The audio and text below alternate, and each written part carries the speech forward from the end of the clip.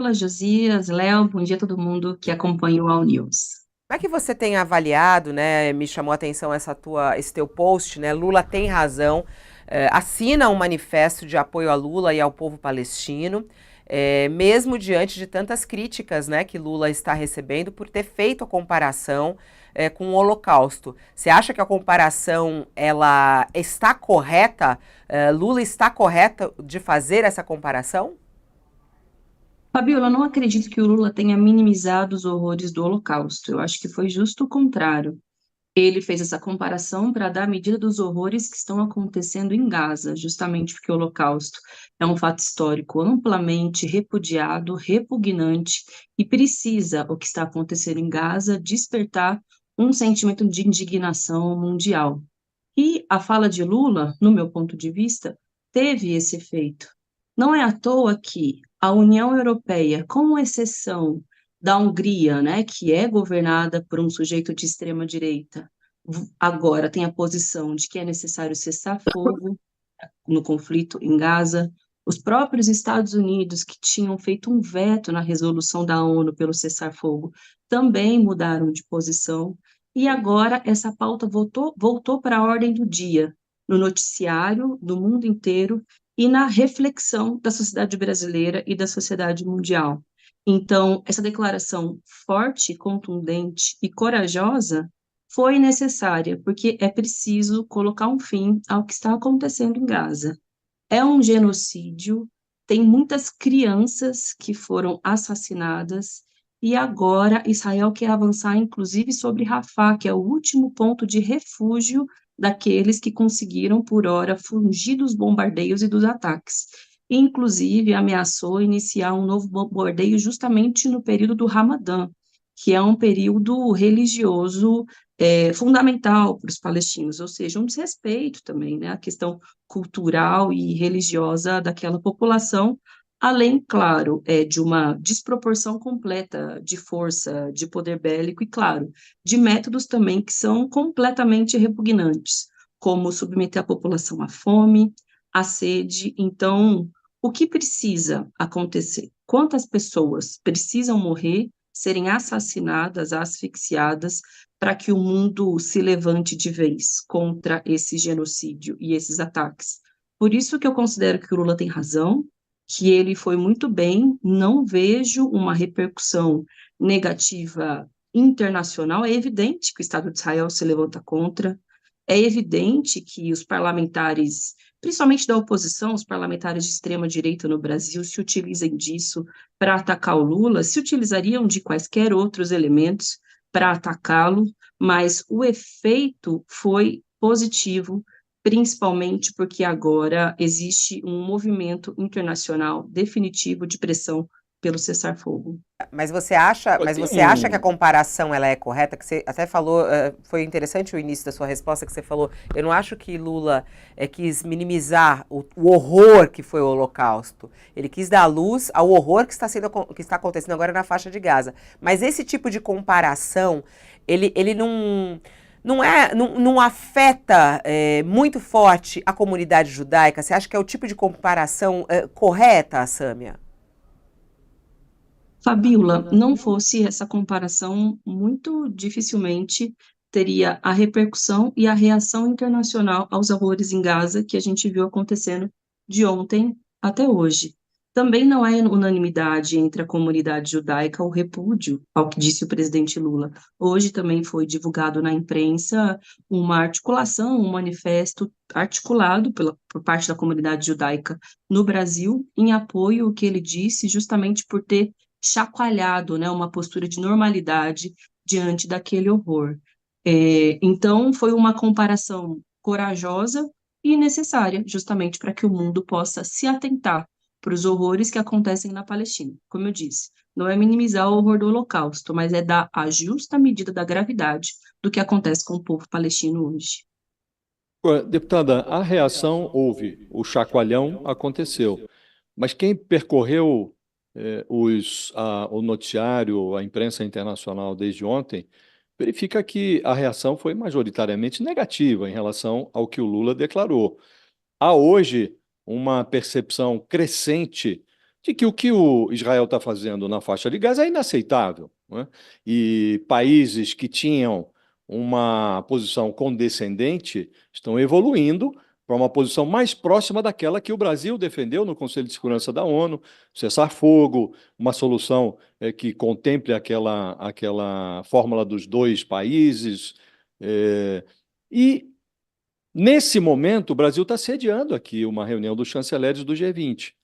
Além dos Estados Unidos, que evoluíram, vetaram a resolução do Brasil lá atrás, no Conselho de Segurança, agora estão eles próprios sugerindo o cessar-fogo. Há outros países que integram o G20, França, Reino Unido, Alemanha, que também evoluíram na sua posição. Não acha que o Lula, com essa sua declaração, ele se afasta da posição correta do Itamaraty, que era contrária ao que está acontecendo na faixa de Gaza, e perde a oportunidade de agir junto a esses países para forçar, para intensificar, potencializar o isolamento do Netanyahu? Ele não ficou numa posição descredenciada para agir, como vinha agindo desde o ano passado, a partir da presidência temporária do Brasil no Conselho de Segurança? Não, Josias, na verdade, eu penso o contrário. Eu acho que é importante que o governo brasileiro esteja um passo à frente de uma reação que tem sido vagarosa, lenta e ainda não na proporção que deveria diante do que está acontecendo em Gaza.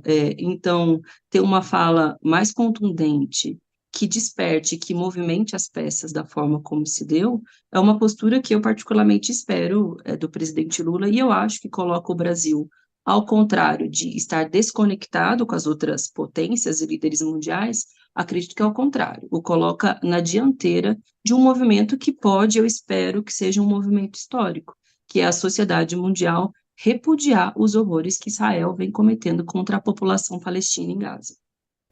Sâmia, bom dia, obrigado por estar presente aqui no All News da manhã. Fazer uma pequena provocação, né, com relação à questão. Porque acho que o que pegou, né, todo mundo nessa discussão e levou ao debate a esse ponto não foi, se o Lula tivesse talvez adotado o termo limpeza étnica, genocídio, a própria Corte Internacional de Justiça está agora analisando o caso de genocídio contra Israel, aceitou o caso, portanto, faz parte do ordenamento jurídico, crime contra a humanidade, crime de guerra, massacre, massacre de crianças, tudo isso, na verdade, poderia e é fato. É tipo, você tá vendo, já está vendo os olhos vistos isso acontecer em Gaza neste momento, né? De certa forma, o Lula ele acabou incorrendo naquela que usa um termo satírico na internet, que é a lei de Goodwin, que é aquela coisa que quando alguém recorre a Hitler, na verdade, ele perde a discussão exatamente porque ele está comparando a questão sempre com o mal absoluto, né? Então, ao invés de descrever a questão com palavras que as pessoas entendam, simplesmente refere-se ao mal absoluto. E aí a lei de Goodwin brinca que as pessoas perdem a discussão exatamente porque a discussão passa a ser o uso de Hitler e não necessariamente todo o debate a respeito do crime que ele queria falar, né?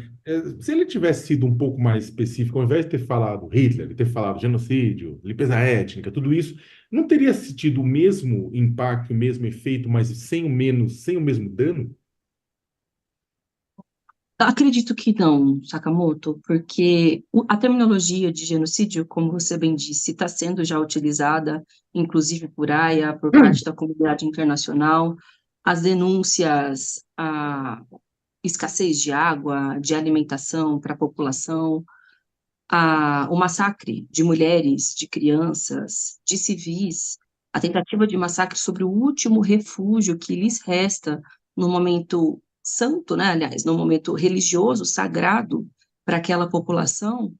Nenhuma dessas manifestações, dessas posições, tinham tido o efeito necessário para paralisar o que está acontecendo ali.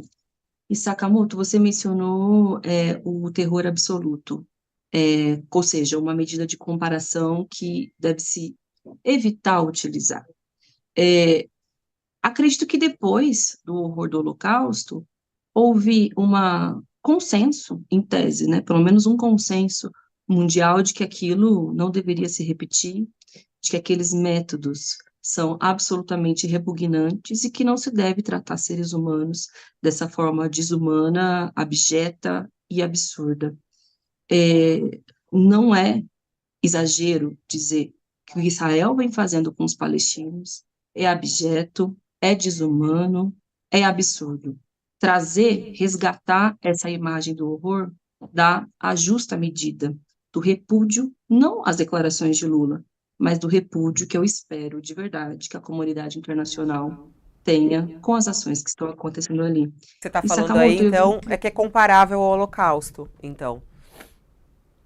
os horrores perpetrados por Israel são comparáveis aos maiores horrores cometidos pela humanidade ao longo da história. Eu poderia citar, por exemplo, o genocídio contra os povos indígenas na chegada dos europeus nas Américas, o absurdo da escravização com a população negra que foi arrancada da África, trazida para o Brasil, submetida a toda forma de horror num trabalho desumano, aliás, num processo de escravização, e sim, a comparação e o horror imediato que a população mundial tem com relação ao que foi o Holocausto, espero que gere o mesmo sentimento e compreensão do que vem acontecendo na Palestina. No Congresso brasileiro, né, há uma reação, a gente sabe o que a gente vive no Brasil neste momento, dos opositores a Lula, os que apoiam o ex-presidente Jair Bolsonaro, né, e a reação deles. Eles utilizaram isso como uma espécie de um troféu ali para que eles pudessem fazer mais oposição. E vem crescendo aí o pedido de impeachment de Lula por causa disso.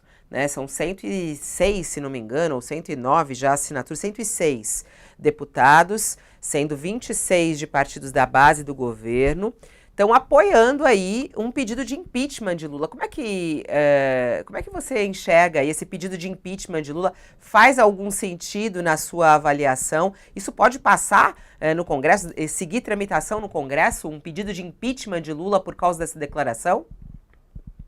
Fabíola, sinceramente, eu acho um movimento um pouco patético, assim, de pedido de impeachment. Acho natural que aconteça, principalmente porque ele foi, a princípio, impulsionado pelos bolsonaristas, por parlamentares do PL, que estão num momento de crise muito profunda, principalmente em função das últimas operações da Polícia Federal, do fato de que Bolsonaro pode depor na próxima quinta-feira e que todos nós temos uma expectativa de que ele possa ser preso, que pague pelos crimes que cometeu contra a democracia brasileira. E, claro, se utilizam desse contexto para tentar, como se diz, disputar a narrativa, virar o jogo político, mas não tem reverberação no Congresso Nacional de fato.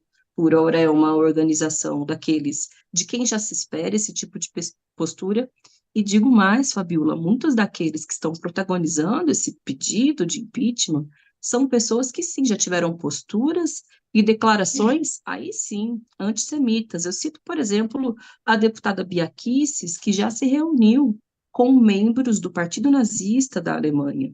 A gente está falando de pessoas que eram base de sustentação do último governo, que teve um secretário de cultura que caiu em seguida, que fez propaganda nazista em rede nacional, imitando uma propaganda de Goebbels.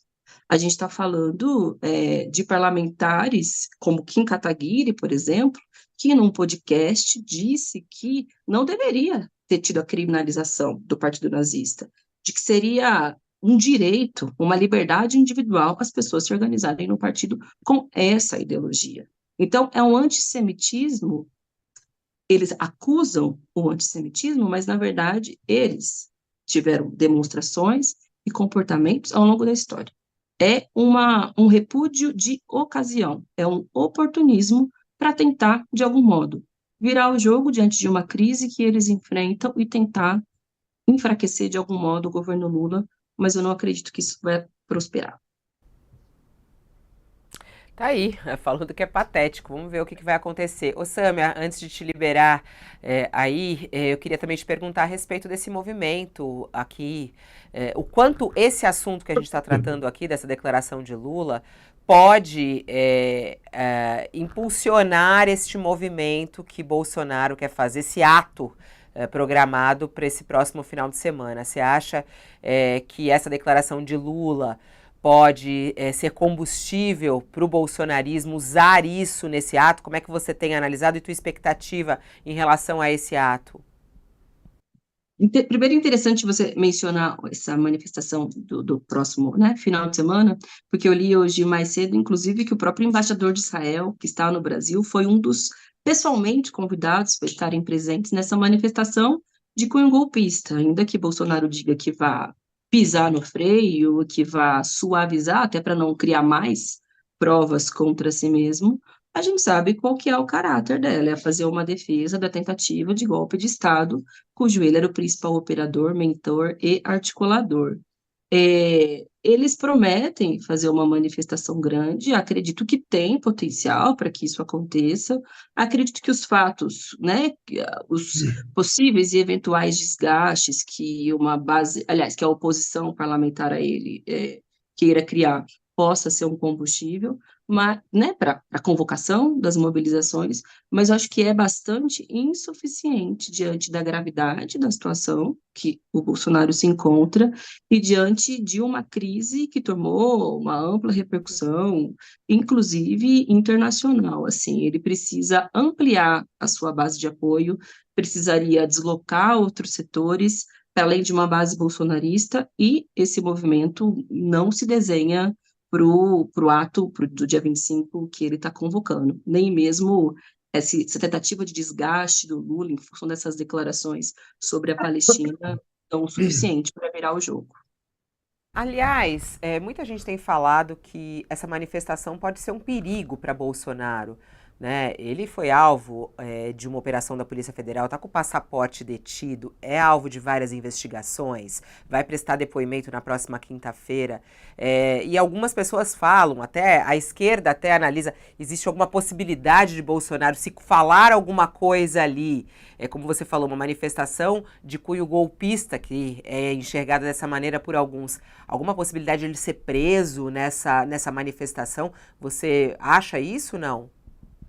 Fabíola, eu imagino que ele esteja muito bem assessorado por bons advogados e que faça um discurso lido, né? Não necessariamente lendo um papel, mas um discurso controlado, porque, de fato, qualquer naturalidade do que ele de fato pensa sobre o que aconteceu e do que ele de fato defende para o nosso país, podem ser ainda mais elementos comprobatórios da postura golpista. Ele fez um pedido, inclusive, para que os apoiadores não levem faixa, a não ser que haja um controle direto ali no meio da manifestação, de pessoas a seu pedido para que isso não aconteça, é um movimento muito difícil, porque isso é uma característica da base de apoio popular que o Bolsonaro tem. Isso é uma característica das pessoas que se movem para uma manifestação como essa. Elas defendem as ideias do Bolsonaro, a sua tentativa de golpe, defendem aqueles que invadiram o Palácio dos Três Poderes. Então, vai ser tentar não sair da linha do discurso decorado e preparado vai ser um grande desafio para o Bolsonaro. Mas, Sabila, eu acredito de fato que, independentemente dele conseguir fazer um discurso mais decorado e preparado, lido, dificilmente muda a situação jurídica dele, que é muito complicada, existem provas, todo o seu entorno, mas ele diretamente, seja a reunião, mas também toda a organização, o preparo que teve para o dia 8 de janeiro, então acho que pode ser o fim derradeiro, não vai ser uma virada da correlação de forças, mas pode ser o fim derradeiro enfim, dessa força política que ele pessoalmente tem. É isso. Sâmia, muito obrigada pela sua participação ao vivo aqui no nosso All News, trazendo seu posicionamento. Nesse manifesto que você disse aí a respeito estão juntando assinaturas. Qual é o propósito exato? Vocês vão apresentar esse manifesto? É mais um apoio mesmo nas redes pro Lula, ou vai ter alguma coisa além disso? Deve fazer algum ato na Câmara, alguma coisa, Sâmia?